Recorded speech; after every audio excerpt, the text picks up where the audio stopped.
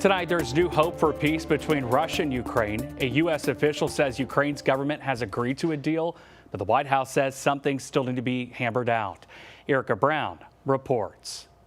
A U.S. official tells CBS News Ukraine has agreed to a peace proposal with details to be worked out. Ukraine's national security advisor on social media said, "Our delegations have reached a common understanding regarding the key terms of the agreement discussed in Geneva."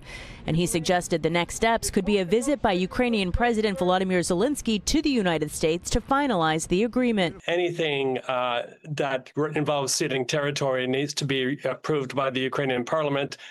We know how they're going to vote. They're going to vote against it.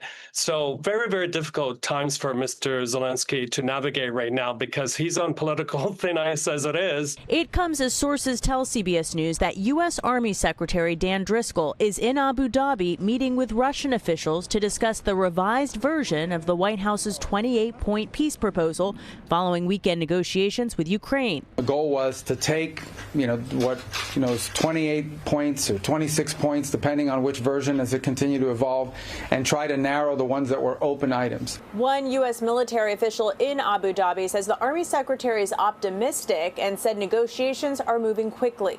White House Press Secretary Caroline Leavitt posted this morning that there are a few delicate but not insurmountable details that must be sorted out. Last night, she expressed an urgency to get the deal done. The president wants to see this deal come together as quickly as possible, and he trusts that his team is doing everything they can to get it over the finish line. Overnight, the death toll in Ukraine continued to rise.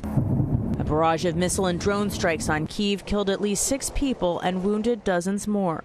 Natalie Brand, CBS News, the White House.